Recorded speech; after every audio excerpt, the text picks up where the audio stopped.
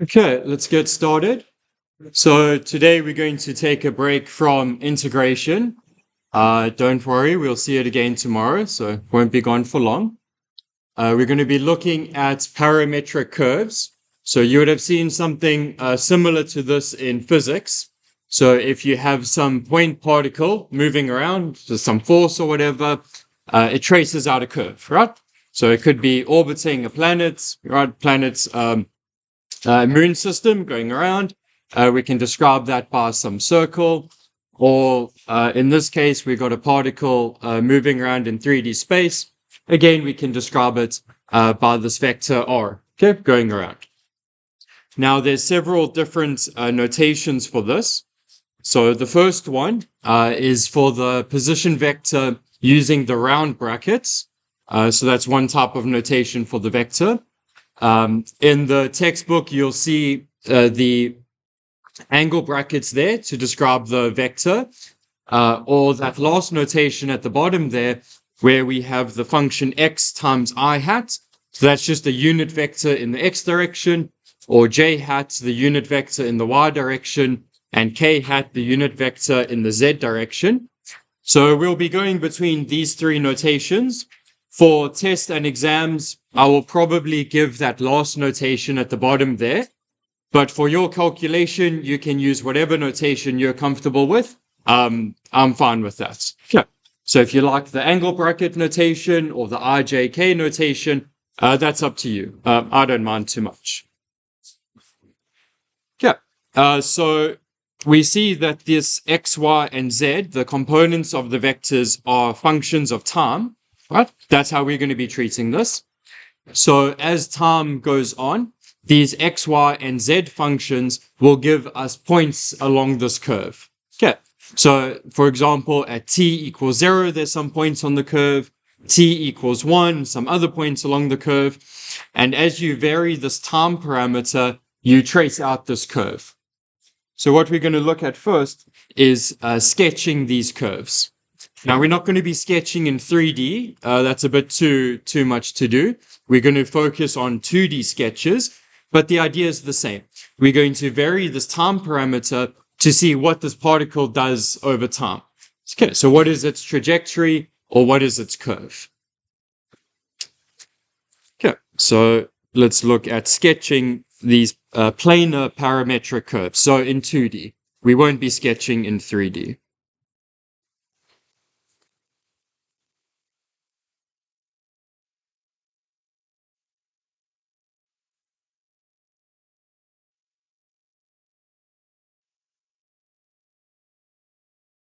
Okay, so parametric here, that just refers to our parameter t.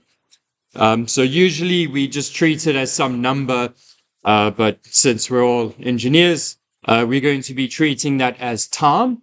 And then this r here, that will be the position vector for some particle. Okay, so in general, it's just some number, but for our specific cases, it's always going to be time. Okay. Okay, so in 2D, we're going to have the following. So we have x and y, and we have our position vector. Again, that's the position of the particle. R of t, that's going to be x of t I hat plus y of t j hat. Okay, so as we change t, this is going to give us different points around the curve. Okay, so we might have something like this.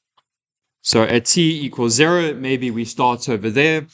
T equals 1, maybe we over here. T equals 2, maybe we down here. So for each t value, it gives us a point. And what we can do is connect these points from start to end, and that will give us the trajectory. So maybe it goes something like this. Okay. But it's not just this curve. This curve also has direction to it, because of this t parameter being like time. So at t equals 0, that's going to be the start. That's where we start there. Then as we increase t, we go from t equals 0 to t equals 1 to t equals 2. That gives us a sense of direction for this curve. So we can include that with little arrows like that. So from 0 to 1, we move in that direction. From 1 to 2, we move in this direction. Yeah. So it gives us the directionality to the curve. So we start here and we end here. Okay. And that's the trajectory of the particle. So from time 0 to time 2, it moves like this. All right. Any questions before we get to the examples? Oh, good. Okay. This should be very familiar from physics, right? Your 2D and 1D, 2D motion. Okay, let's have a look at some examples of sketching these.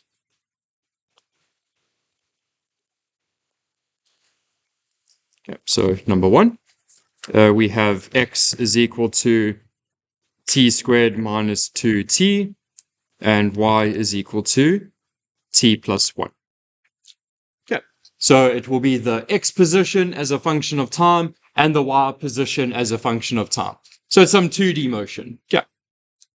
So we want to see what is the trajectory of this particle from some starting time to some ending time. Okay. So here we're going to go from minus 2 to 4. Now, there's a couple of ways of doing this. There's 2 main methods we're going to look at. Number 1 is the table method. So for each time value, we're going to figure out where is the particle. So for t minus 2, we're going to put a point. T minus 1, we're going to put a point. T0, we put a point. And then we just connect the dots. Okay. That's the table method. The other method is called parameter elimination. That is where we look at this t parameter for both equations and we eliminate it by writing y as a function of x. Okay. Sometimes we can do that, sometimes we can't do that. It depends on the problem. But we'll look at that in the second example. So this first one is the table method. So we're going to set up a table like this. So we're going to have t going down. This will just be some time values that we pick. Then the next 2 columns there, that will be x and y. So for each time value, we find the x part, we find the y part, and then that will give us a point that we can plot. Once we have a bunch of points, we can connect the dots, and that gives us our trajectory. Here we can just go up in steps of 1. Okay, that's not too difficult. So we got here minus 2, minus 1, 0, 1, 2, 3, 4. Okay, maybe you don't need so many points. Maybe you need more points, right? Depends how complicated the shape is. But steps of 1, that usually works out. Okay, so again, we take each of these time parameters, we put it into the 2 equations above, and that will give us the points that we need to plot. So for x, you can check this, you just substitute in. We get 8, 3, 0, minus 1, 0, 3, and 8. Okay, so those are the x values. Then we can put in the y values. So we have minus 1, 0, 1, 2, 3, 4, 5. Okay, so those last 2 columns there, that gives us our coordinates, x and y. So we can plot them, connect the dots, and we've got ourselves the trajectory. So let's do that. So we've got x and y, and we're just going to plot the dots. Okay, so the first one is at 8 minus 1, so we can just put the dot there. So let's say it's somewhere over here. 8 minus 1. The next one, 3, 0, so let's just put that here. Okay, the next one is 0, 1, so we can put that, let's say, over here. Okay, so your sketching doesn't have to be too neat, right? As long as you've got something like this where you can connect it nicely. The next one, minus 1, 2, that's going to be somewhere here. The next one, 0, 3, so that's somewhere up here. The next one, 3, 4, that's going to be somewhere over here. Yeah. And lastly, 8, 5, that's going to be, let's say, somewhere here. So we've put in all our dots. Remember, this trajectory has some direction to it. So our starting dot, that's going to be at the bottom here. And then as we go from dot to dot, we can put the little arrow to show in which direction we're going. So let's connect everything nicely here.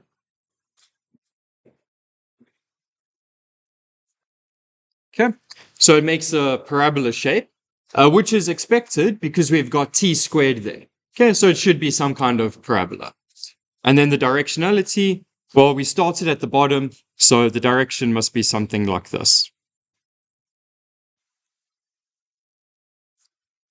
Okay. So you can imagine this as some sort of particle. There's some force involved. So it starts at the bottom there, it heads left, does a turn, and then goes back right. Right, there's some force involved. We're not going to worry about that yet. That will come later.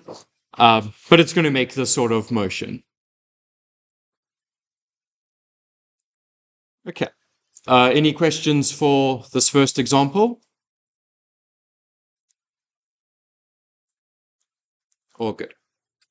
Okay, so for example 2, we're going to have the same functions for x and y, but instead of doing the table method, we're going to do the parameter elimination method.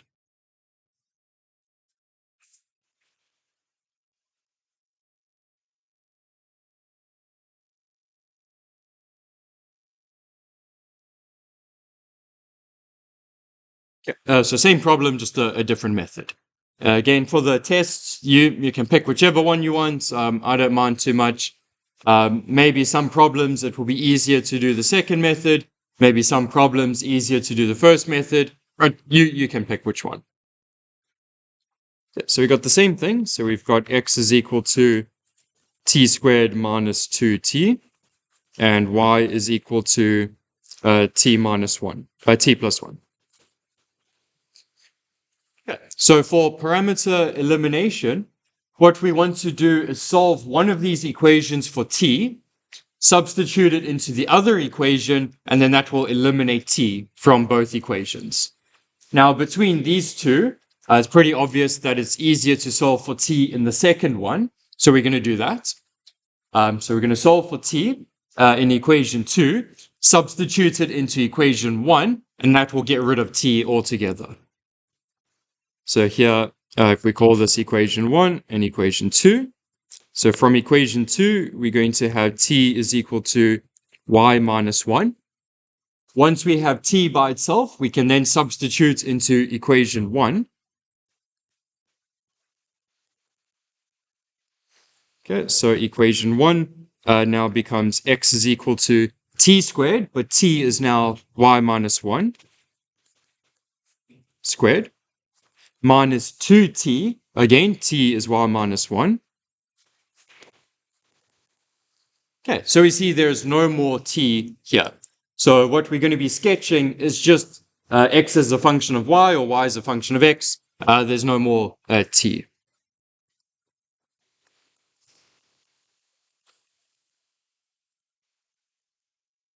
Yep. Let's expand the brackets, makes it a bit easier to sketch.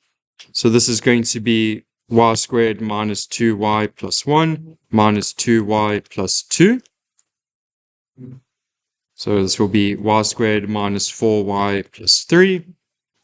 We can complete the square. That will give us that turning point equation. It's a bit easier to work with. So this will be y minus 2 squared minus 1. Okay, so we have x as a function of y. So it will be a sideways parabola. We knew that already. And we see that the turning point here is shifted by 2 and 1. And if we go up a bit here, well, that's exactly what we've got here. Okay, there's the turning point. Okay, so you can use either method, the table method where you got the points, draw the lines, or you can do parameter elimination. So we get this function, and then you're just sketching the function. Okay. Any questions for this one? Yeah, pretty simple.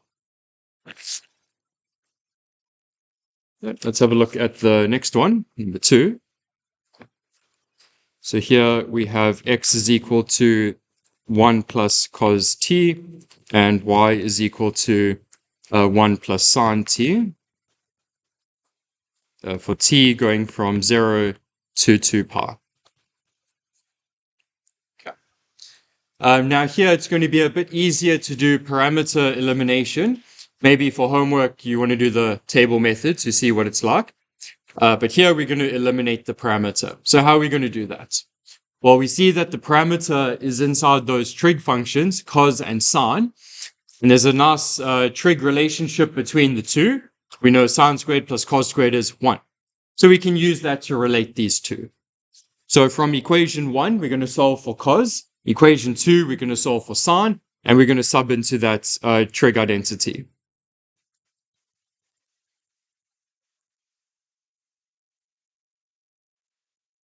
Yeah. Now that we have these two, we can sub into the identity.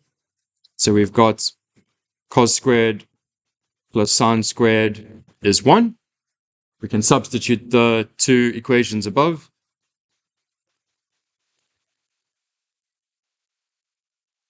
Yeah, and obviously this is just the circle equation. So we have a circle with center at 1, 1 and radius 1. Yeah. Now that we know it's a circle, sketching this is very easy.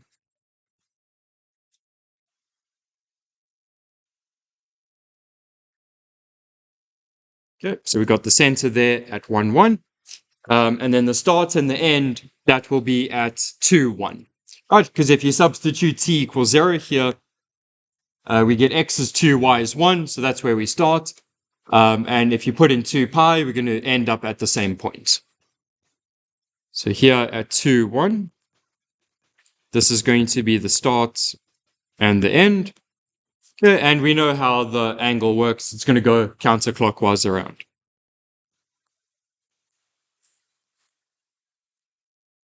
Okay, so this particle is just going to make loops around that point 1, 1.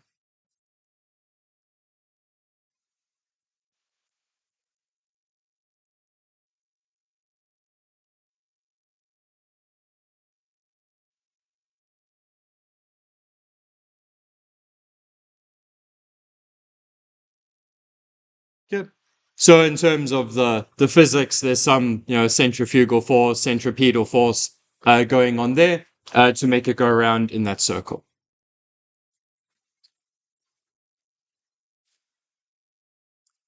Okay. Of course, these axes here, that's x and y. Okay. Any questions for this one?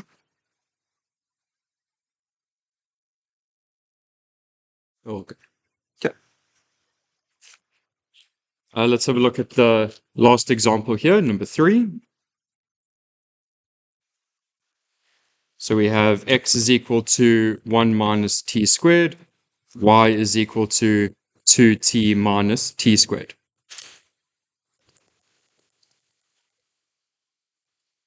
Okay.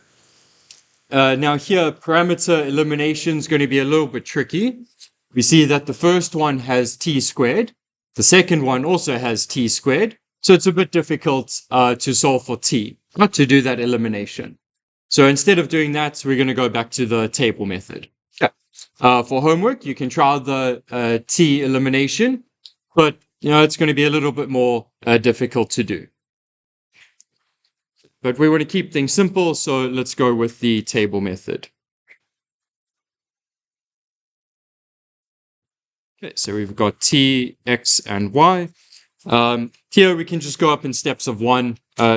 We'll see the shape pretty quickly. So we got minus 1, 0, 1, and 2. Okay, if you want to add more points, that's fine. If you think you can do it in less points, that's fine as well. But this should be fine. So at minus 1, we're going to get the point 0 minus 3. At 0, we're going to get the point 1, 0. At 1, we're going to get the point 0, 1. And at 2, we're going to get the point minus 3, 0. Okay, so we've got all our points. Let's plot the points, connect the dots, and then we've got ourselves the curve.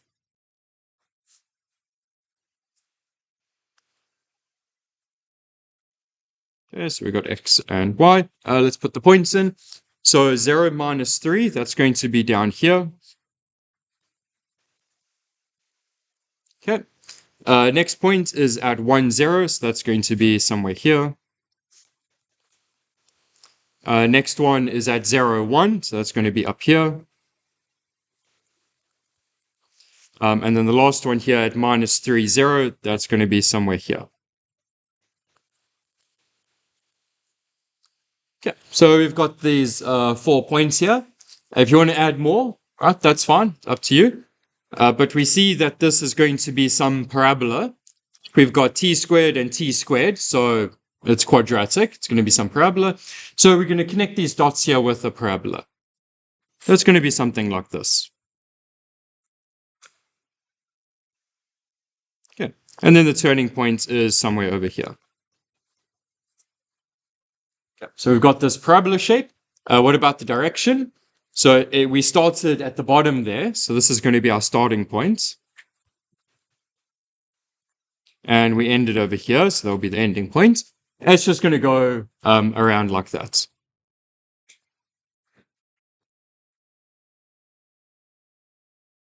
Yeah.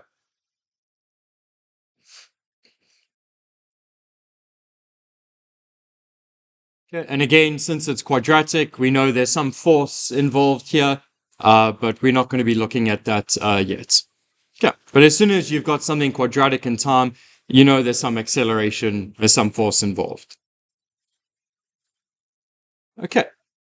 Any questions about sketching these?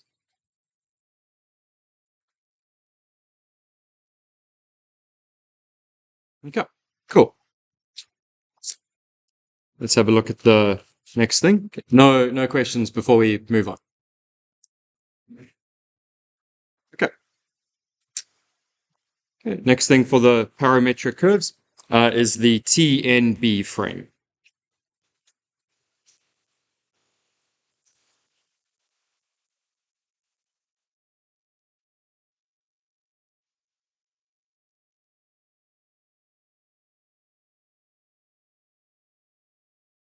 Quick show of hands. Who's going into the mechanical engineering?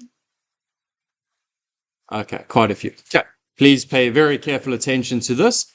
You're going to be seeing this quite a bit later on. The TNB frame. So the way you're going to see it later on is more in terms of machining and robotics and stuff. We're going to be looking at it in terms of the position of a particle, but it's the same idea. Okay, the TNB frame is the same for both. Okay, I'll just put a little star there so you remember it for later. Okay, so we've got ourselves some curve in space. So X, Y, Z, some curve, maybe something like that. And this is going to be the trajectory of a particle going around. So at some point here, let's say at point P, there's a particle moving around. What we're going to do is find an orthonormal basis at that point. Okay, you've done that in 132, bases and vectors? Yes? No? No. I need to know, do I teach it? You haven't done that. Okay, so we'll go through it. So what we're going to do is come up with 3 vectors, you know what those are, that are orthogonal to each other. So they're all at right angles. So that's the ortho part. And the normal part of orthonormal means that they have length 1. Sure. So we want to find an orthonormal basis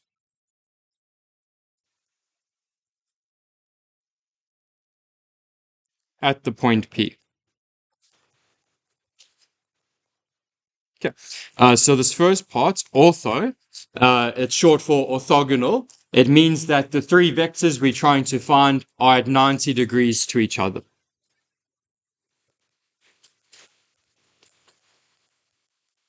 Right, orthogonal, perpendicular means the same thing. Okay, so they're 90 degrees to each other. And then that second part, normal, means that these vectors are normalized. That just means they have length 1. So normal, that's short for normalized. Okay, and that just means it has length 1. Okay, so we want to find 3 vectors that are orthonormal. Okay. The way that we're going to do that is by starting at this point P, and we look at the velocity vector of this particle.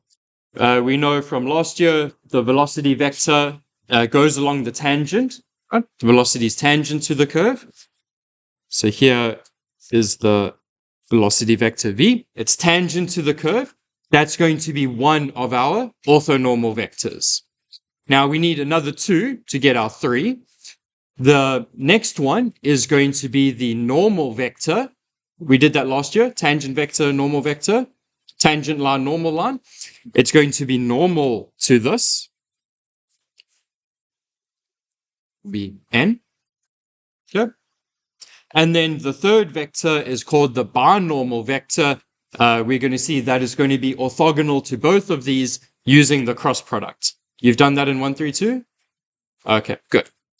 So that will be perpendicular to all of these, and that will be B for the binormal. So the velocity vector, we know that is tangent, so we call that T for tangent. But it's just the velocity vector is tangent. So we call that T. The normal vector, again, from last year, tangent line, normal line, same thing. That's going to be N. And then the vector that is orthogonal to both of them using the cross product, that is called the binormal vector. That will be B, TNB. Okay, and then those 3 vectors will be the basis that we call it at that point. Okay.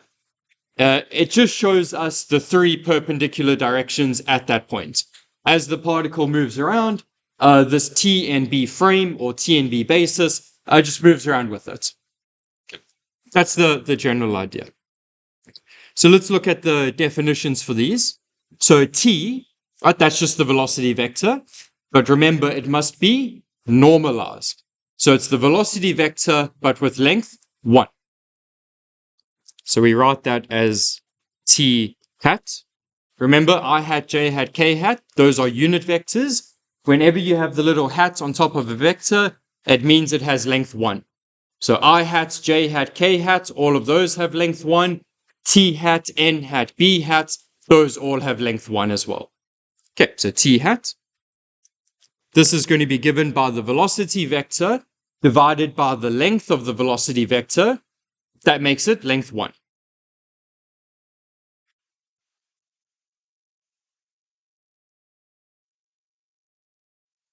So at the top here, we have the vector. At the bottom here, we have the length or the magnitude of the vector, however you want to think about it.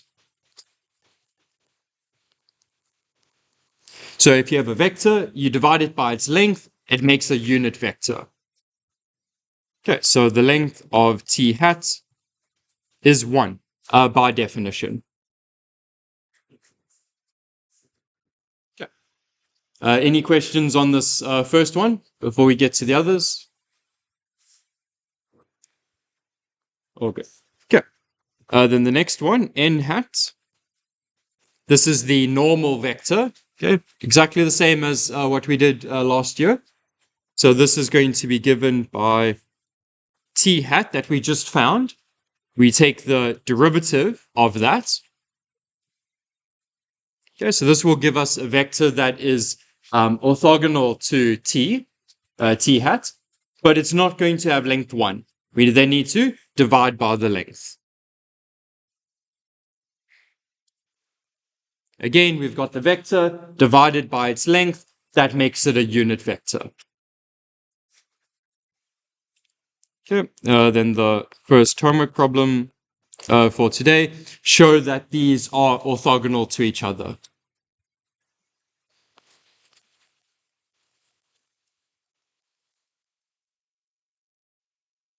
I'll give you a hint. T hat dot N hat should be 0. Right? If they're orthogonal, the dot product between the vectors must be 0. Okay, so that's your hint there. You want to show this. Okay, and then the last one, b hat. Okay, so we got two vectors. We want a third one that is orthogonal to both of them. Well, we can get that quite easily with the cross product. You got A cross B, that will give you a vector C that is orthogonal to both. So we just write this as T hat cross N hat. Please do not mix that up, otherwise you're going to get a vector in the wrong direction. Okay, so T hat cross N hat, that will give you B hat. If you accidentally swap them, you're going to get minus B hat. If you swap them, you get a minus. So just be careful about that. Okay. Any questions about these definitions? All good. And then the last one here, the curvature. Okay. Please don't mix this up with k hat. So k hat is the unit vector. K just by itself, that is the curvature. Now there's a few definitions for this. I'll write them all out. You can pick one of them to use. Okay, they're all going to give you the same answer.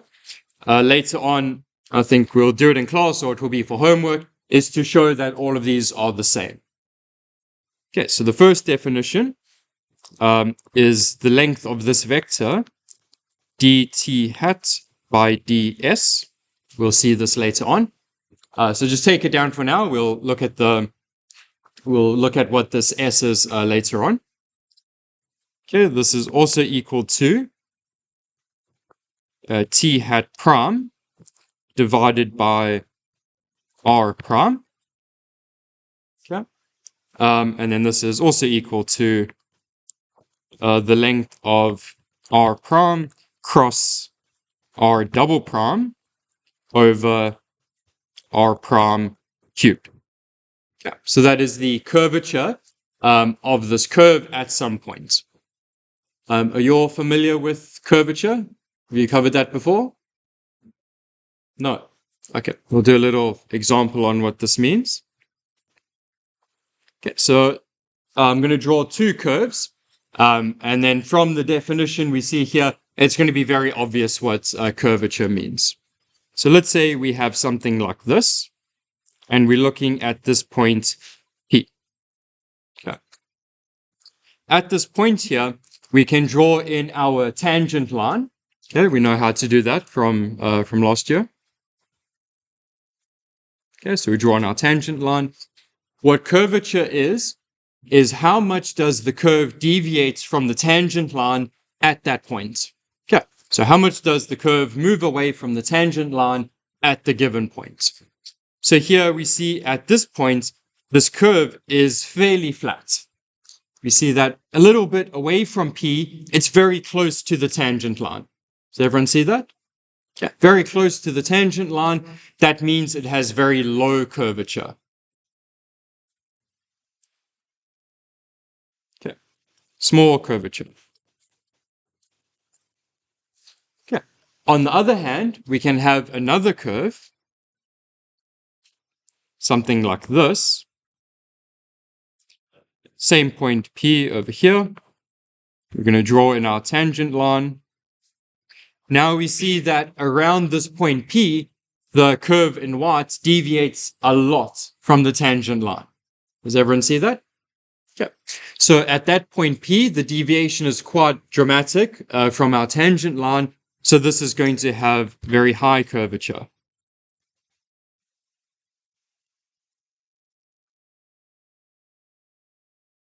Okay. So you can think of curvature as how much does it curve, right? Sounds silly, but you can see from these pictures, the definition makes quite a lot of sense.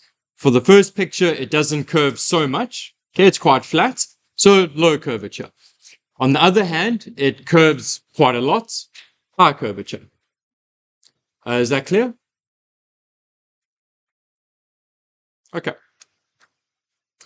So just take this down for now. We'll see how we get between these equations later on. Any questions before we get to the exercises? Okay. Okay, let's have a look at the first exercise.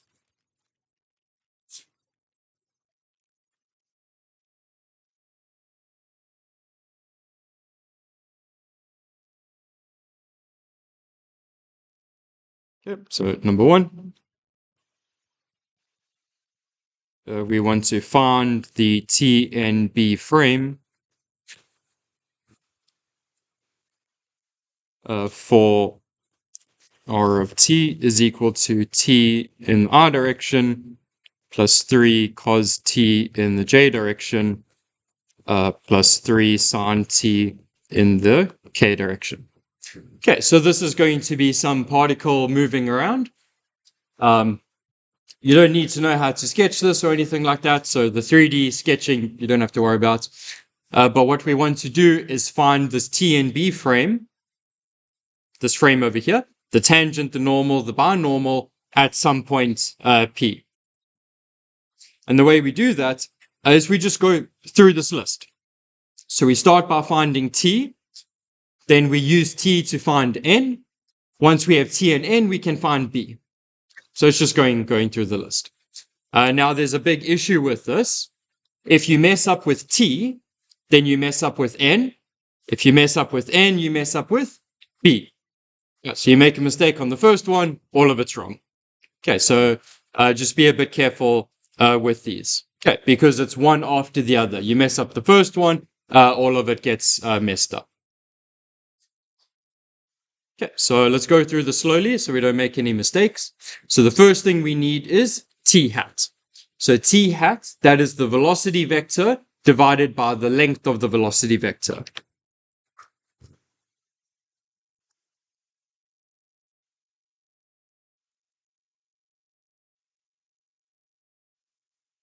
Okay, so we've got the velocity vector at the top divided by the length of the velocity vector at the bottom. So let's start finding r prime, the velocity vector. So r of t, that's given by this here.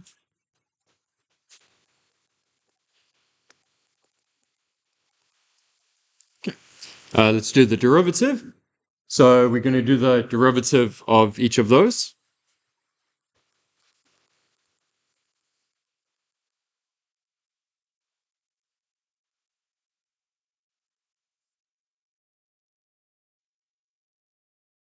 Simple enough.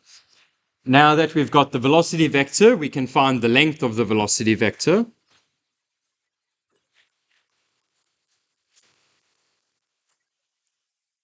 Yeah, I'm sure everyone knows how to find the length of a vector.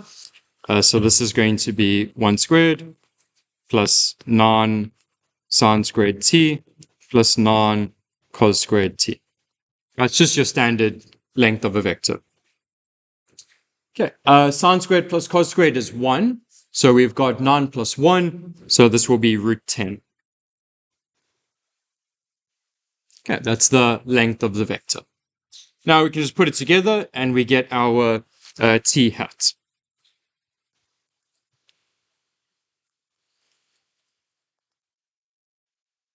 Okay, so we have 1 over root 10 I hat minus 3 over root 10 sine t j hat plus 3 over root 10 cos t k. Yeah, so we got t hat. Any questions so far? Yeah. Sorry? Root 10. From here. Yeah, so this.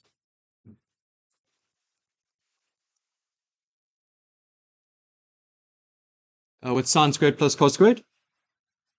1. So it's going to be 1 plus 9. That'll be 10. Okay. Any other questions? All good. Okay, so we got t hat. Now we need to find n hat. We just go back a bit, see what the definition is.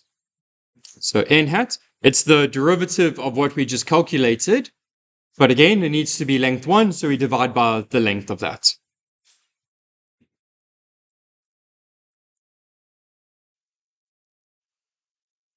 Okay, so the derivative of a constant, that's just 0.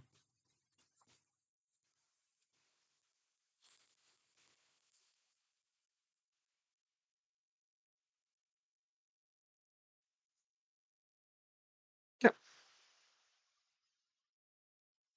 So we end up with that for our t hat prime. Now this doesn't have length 1, so we need to divide by its length. So let's see what that's going to be.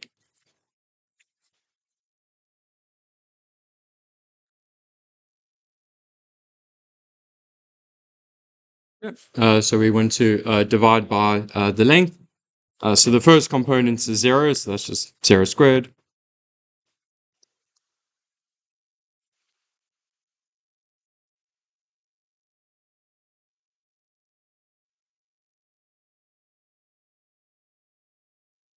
Okay, so this will be the root. This 9 over 10, we can take that out as a factor.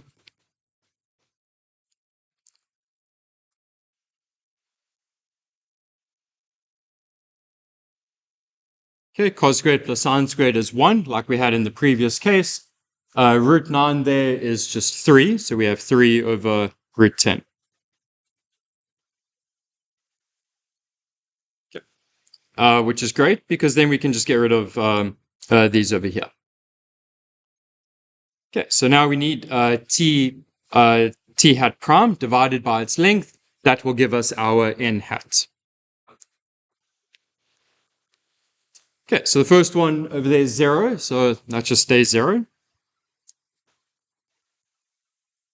Okay, then we have minus 3 over root 10 cos t divided by 3 over root 10, so that's just going to be minus cos t.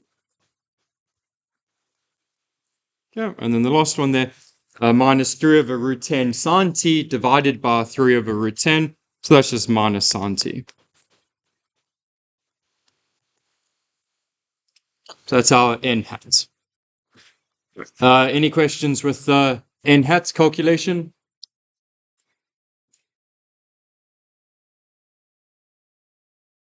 Oh, good. Okay, and then the last one, b hat, that's the cross product of the two we've just calculated.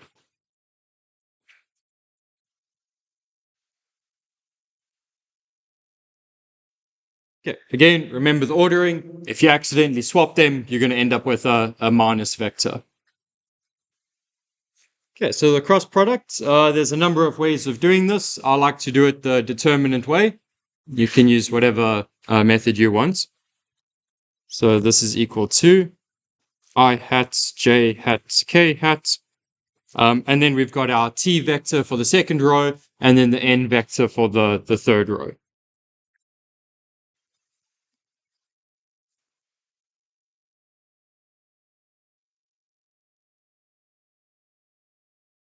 Sorry, 3 over root 10.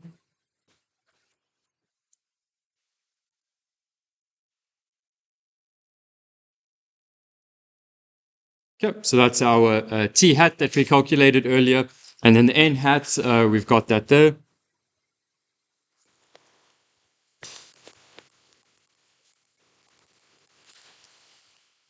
Okay, so I'm not going to go through all the calculation for this. You know how to do the determinant. So this is going to be equal to 3 over root 10 I hat plus 1 over root 10 sine t j hat minus 1 over root 10 cos t. Right, you know how to do determinants. Okay, so you end up with that. Right. Any questions for this example?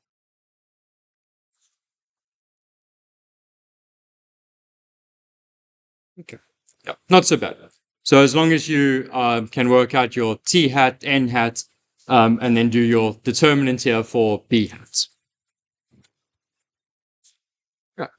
Any questions? Oh, good. Okay. Let's have a look at the other exercises.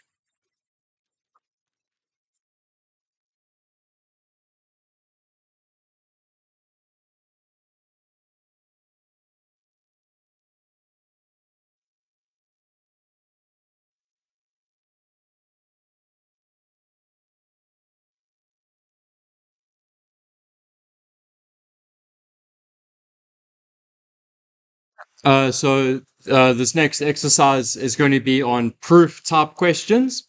So in the previous one, it was just, calculate the T and B frame. So just a normal calculation. These ones are going to be more like prove that something or show that something, those types. Okay, so number one.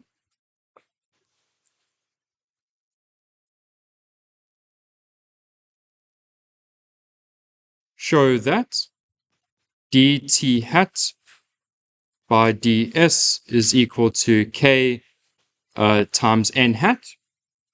Okay, so the k, we met that before. That's the curvature. This s here, we need to go over that. That is the distance covered by the particle. So just a little side note here. So we've got our particle moving along a curve. Okay, it's going to have some speed to it going along, and we know what the distance is. The distance is just the integral of the speed, right? We saw that a while back.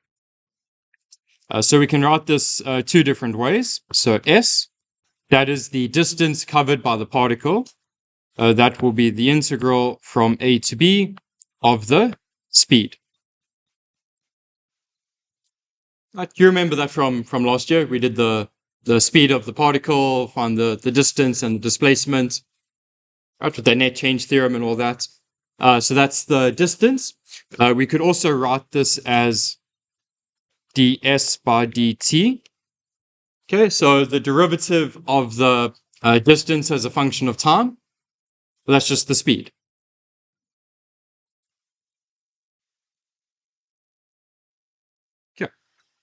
Right, and you know how to get between these two with the FTC that we covered last year. Okay, so what we want to do is show that the derivative of this t unit vector with respect to the distance, not the time going along the curve, but now the distance going along the curve, is equal to k times the unit normal.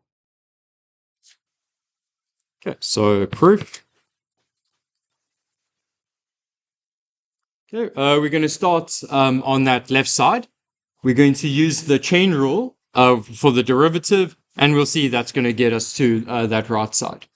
So dt by ds, we can use the chain rule on that to write it like this. So dt hat by ds, we can write as dt hat by dt, and then dt by ds. So that's just your normal chain rule from last year. Nothing funny there. Okay. But dt by ds, we know what that is. So ds by dt, that's the speed. So dt by ds, that's just 1 over the speed.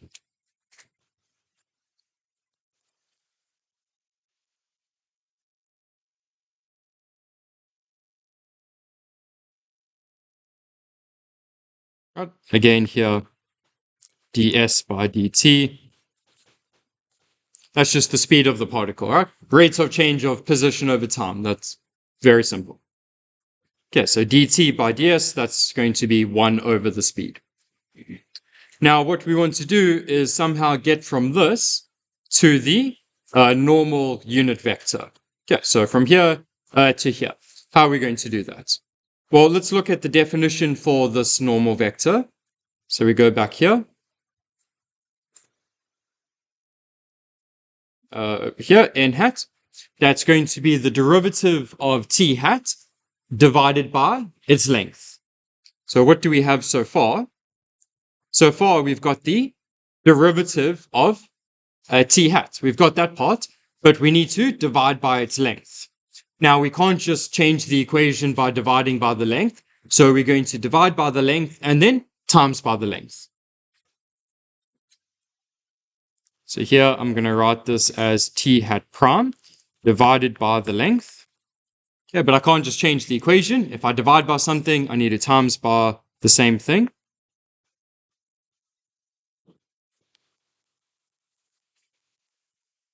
Okay, so we divide by the length and times by the length. So we haven't changed anything. But now t hat prime divided by the length. We go back a little bit here.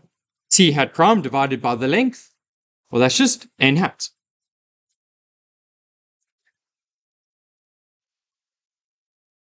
Okay, and what about this thing on the side here?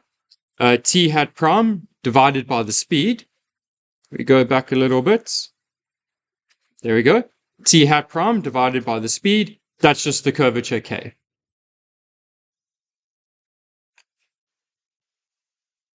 And we're done. Right, that's what we wanted to get to on this side. Okay. Any questions for this first exercise?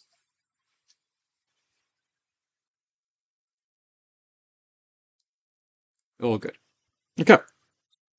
Let's have a look at the next one. Number 2. Show that dB by ds. Again, s, that's just the distance covered. So dB by ds is perpendicular or orthogonal to b. Yeah. So we want to show that the derivative of that b hat is perpendicular to b hat. So it's something like this. Okay, so we got b hat going out like that. Then its derivative must be sticking like into the page to be orthogonal.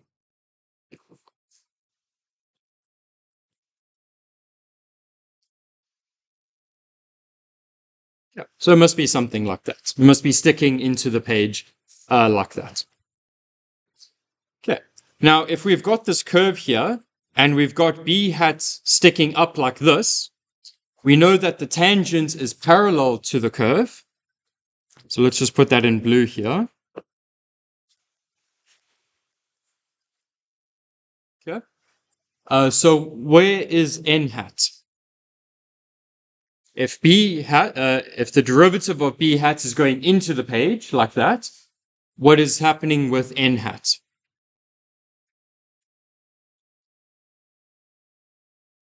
Look at your diagram that we drew. So we've got t and b. So we've got t is parallel to the curve. B we drew there, that's orthogonal to that. What we want to show is that b hat and the derivative are orthogonal, but we're missing n hat from the picture. Where will that be?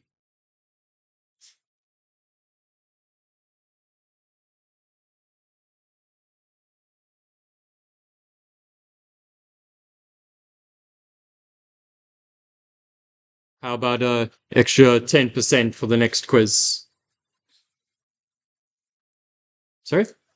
Out of the page. Perfect. Well done. Yeah,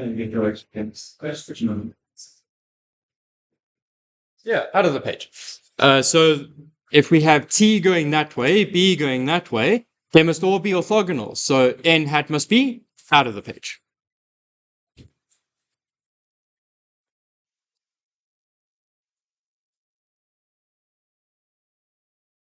Okay, does everyone see that? Okay, so we got t, b, and if this b prime here we said was orthogonal, that's going into the page, then n hat must be out of the page. Everyone see that? Okay, cool. So what can we say about this b prime and n? Maybe another 10% will help. Oh, no, not equal. Close. Sorry? Well, still not equal. Getting closer though. Yeah? Parallel. Anti-parallel. Perfect. Yeah. Parallel, anti-parallel. Keep the name on this.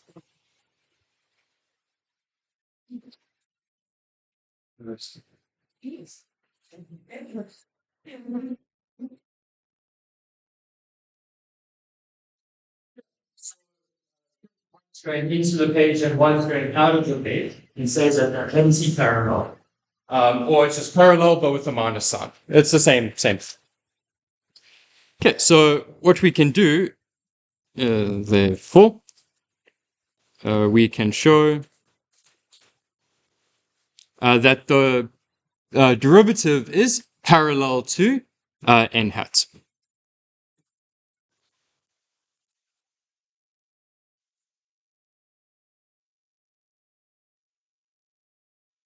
Okay, something like that. Okay, these are going to be equivalent. So you can show that it is orthogonal to b hat, or you can show it's parallel to n hat. So let's go with this one here. What can we do next to show that they are parallel to each other? Well, up to a minus sign. So that they're going to be something equals minus something.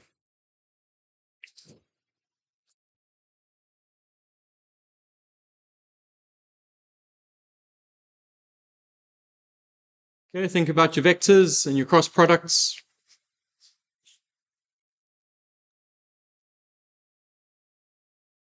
We can go back here just to that. There's your hints on the side there. So we want to show that the derivative of b is orthogonal to b or parallel to n. Okay. It's the same idea.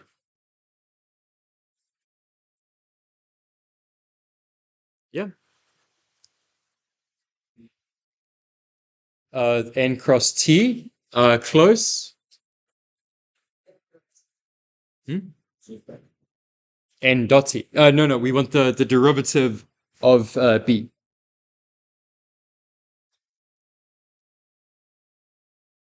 Close.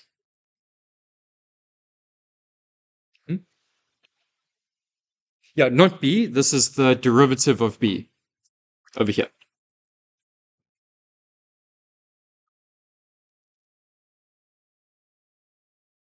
Yeah. Think about your cross products. So this is the derivative of b. Over here for the cross product, we just have b, right? And then the definition for b. We want the derivative of b. Okay, it's parallel to n.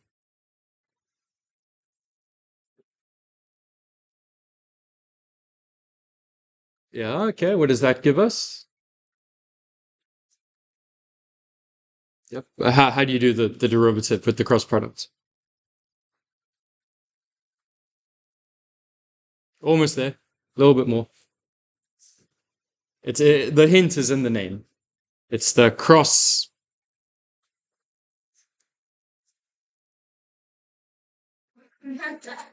Yeah.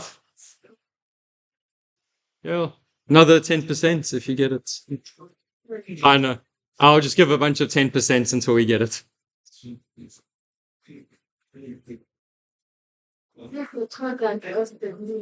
Yeah. Yeah, using how do we do it?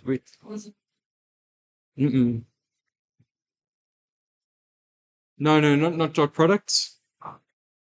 Very close. Right? We've done derivatives before, right? But now we've got vectors and cross products and stuff. So we need to be a bit careful. How do we do that derivative?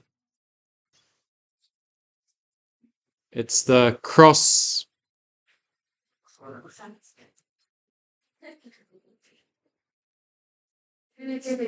Yeah, so how do we do the derivative of that? Sorry? No, a determinant is to give you the cross product. We want the derivative of that.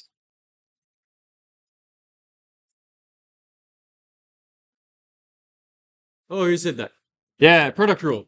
So cross products, we can use the product rule on human.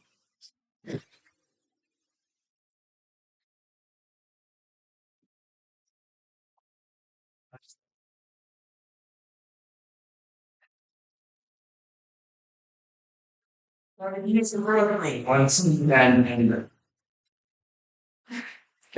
so let's do that.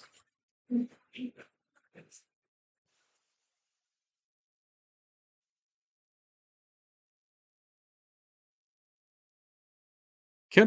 So remember this t and n, they're not just normal functions, right? It's vector functions. And we've got a cross product. It's still a product, so we can use the product rule. So we want the derivative of these vectors. So on the one side, we've got d by ds. And on the other side, d by ds.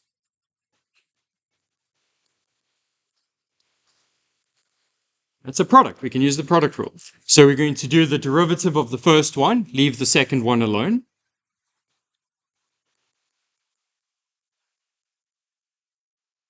Plus, then we leave the first one alone and then do the derivative of the second.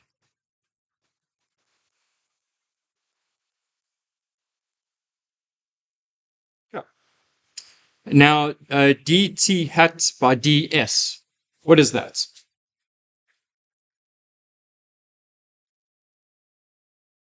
Up a little bit.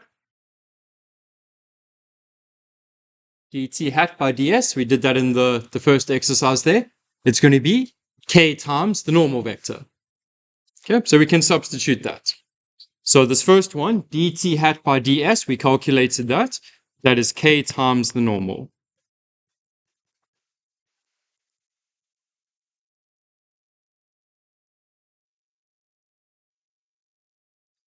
Now we've got the cross product of a vector with itself. Okay, because the k is just a constant, we can take that out. If I have a vector crossed with itself, what do I get? Who said that? 0, yeah, hold on.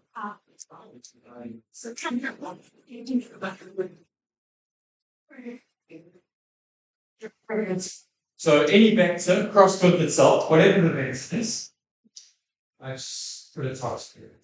Yeah. Any vector crossed with itself will be 0. So that first term is 0. And then we just have to look at that second one.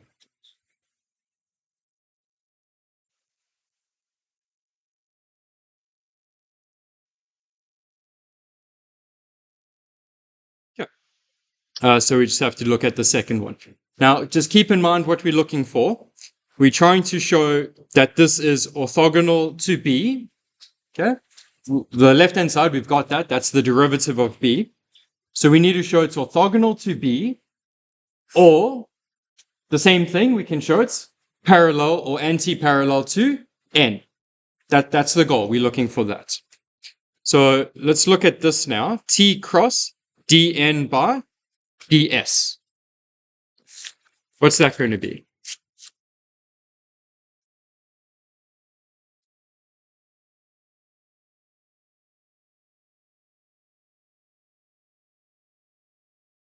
Okay, you have everything you need. You know T and B, you know the definitions, you know that they're orthogonal. What can we do about that derivative?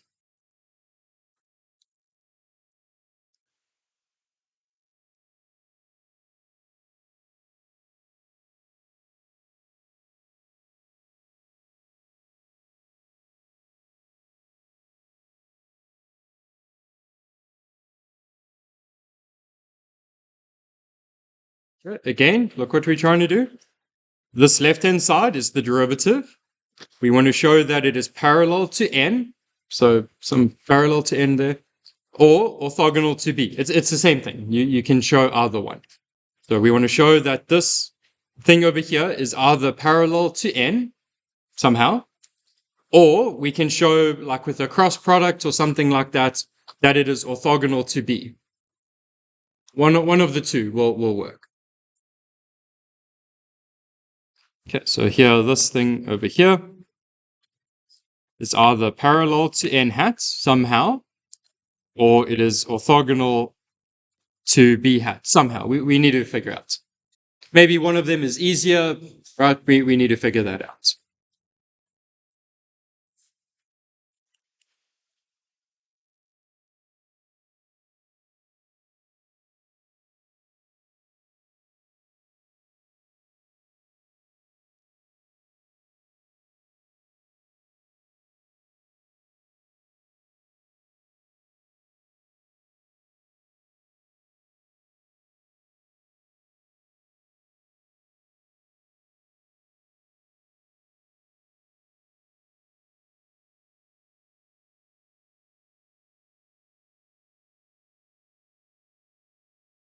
Well, each step that you do, you get your 10%. So even a little step, if you figure something out, I can give you some points. Yeah, but it can't be some guess. You can't just say, oh, dot products, right?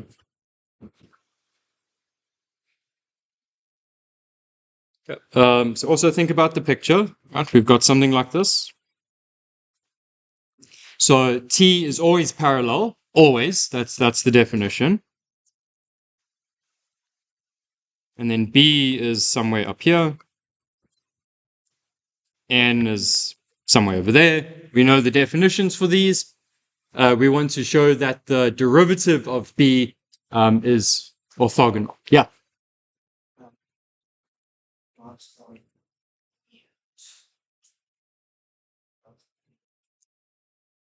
The dot product of this with B should be 0. Okay, let's check. You'll get your points if it works. Okay, so let's check.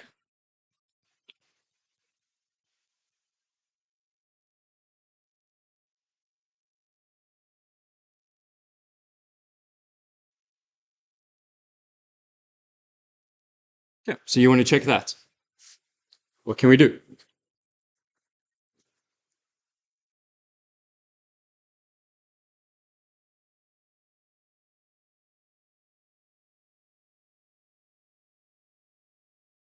It's a good idea. So what's the rule when we have a cross product and a dot product? I know you did that in the 132. There was the list of rules on how they work together.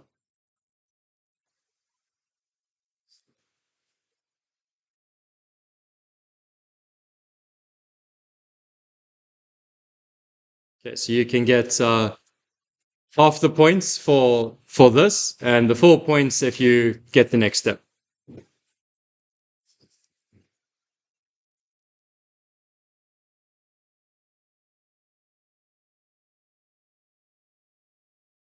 Yeah, so we're just looking for the rules. So we've got A cross B dot C, something like that. I know you did do that in the 132. So what do we get?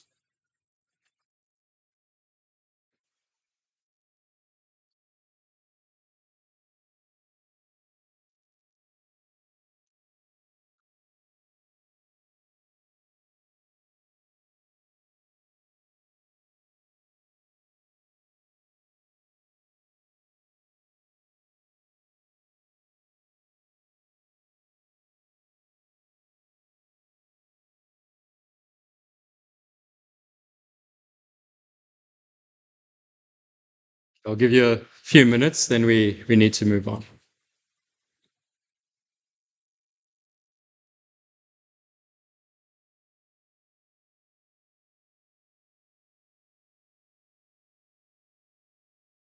I mean, you can Google it. I don't mind. You don't have to have it memorized. Just the rules. So vector A cross B dot C. We want to try simplify that to get 0.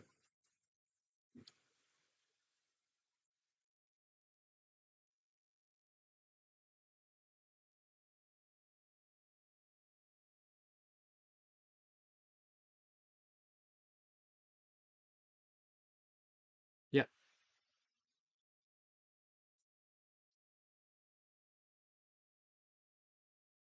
No? That's if you take the absolute value of that. It's that parallelepiped volume. Close, but not that.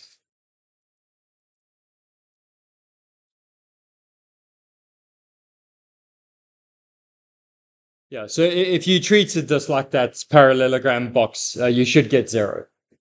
So something is parallel to something, right? We want to show that.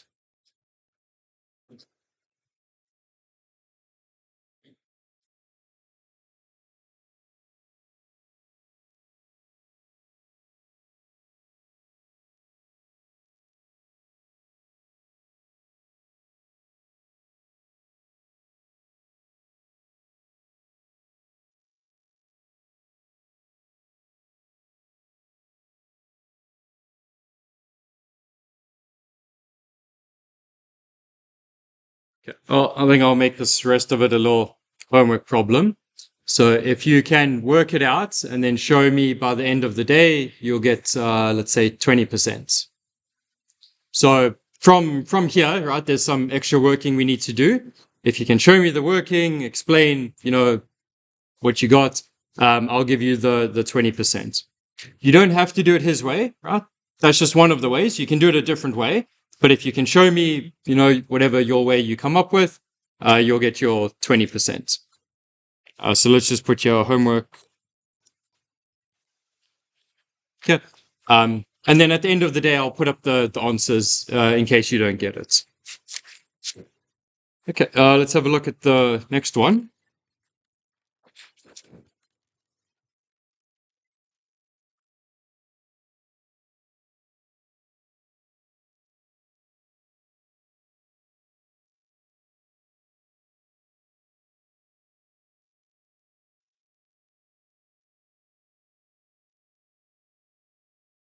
Okay, so these will be very, very important for those mechanical engineers.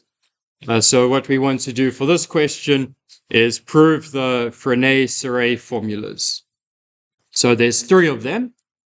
Some of them we've already done in the previous exercise, but we want to prove these 3 equations. So number 1. So it's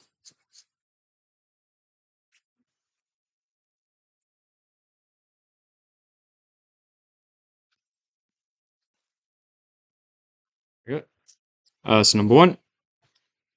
We've got dt hat by ds is equal to k times n hat. So that's one of the 3 formulas. We proved this already, so we'll leave that out. Number 2, dn hat by ds is equal to minus k times t hat plus tau times b hat. This will be helpful for the homework problem. And number 3, we want to prove that dB by ds is equal to minus tau n hat. Okay, so it's anti-parallel with n. That was the previous one. Okay, so number 1 we did in class. Number 3, that will be homework. And in case you don't figure it out, I'll put up the solution. So number 2 we're going to do now. Okay, so again, this one, we're done. This one, homework. This one, we'll do in class. Okay, but you need to know all 3 together. Okay, so let's prove number 2. So we want to show that the derivative of the unit normal vector is given by that stuff on the right there. That tau, that is the torsion. You don't need to worry about that. It's just some number. Okay. Okay. Later on, you'll be working with that, but for now, it's just some number. Don't worry about it. Okay. So what we're going to do is start with n hat is equal to b hat cross t hat. Okay. Again, we can look at our diagram for the T and B frame. So we've got something like this. Tangent, again, T is always tangent to the curve. Then we've got B and N, something like that. So the definition for B is T cross N. Okay, that gives us B. But these are all unit vectors, so we can rotate through them. So if T cross N is B, then B cross T is N. Did you cover that in the 132? So A cross B is C, B cross C is A. You can go through them. Yes? Okay, cool. Yeah, so B cross T, just do your right-hand rule. That will give you N. Now that we have N, we want the derivative of N. So we're going to do d by ds on both sides.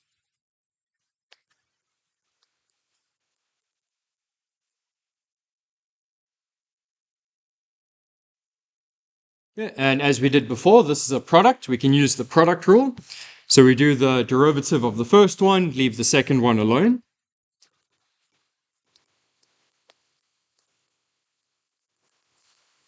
plus.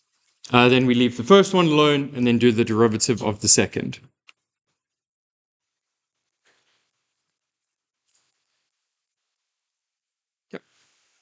So we have that. Now, a little bit of simplifying. So dB by ds. Okay, that was the homework problem, but we'll just use the result is minus tau times n hat. Remember, they were anti-parallel.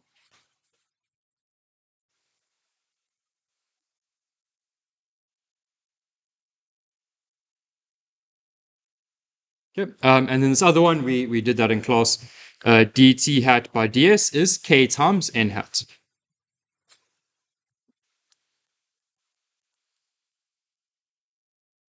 Okay, now the constants, we can take it outside of those cross products.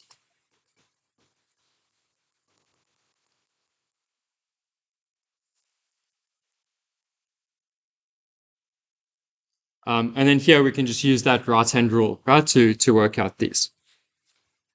Okay, so n hat cross t hat, that's going to be minus b hat, right, because of the right-hand rule. So you can just check that. Okay, and then b cross n, that's going to be minus t hat. Again, just check with your right-hand rule. Okay, so for these two here, check with the right-hand rule. Right, you've done that plenty in physics, right? You know, with the magnetic fields and stuff, you do that right-hand rule. Same thing. So n cross t, so it's the normal cross the vector parallel to the curve. That will be minus b. And then you do the right-hand rule again, b cross n, that will be minus t. All right, any questions for this last problem?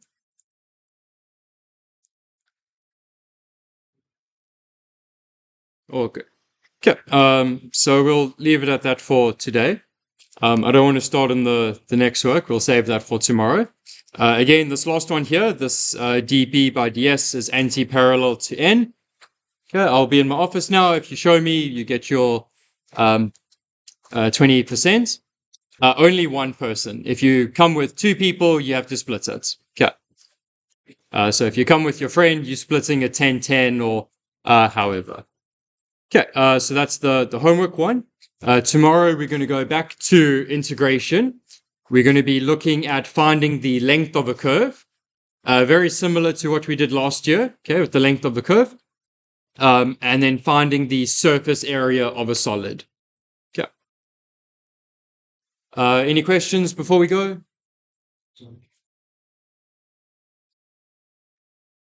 All good.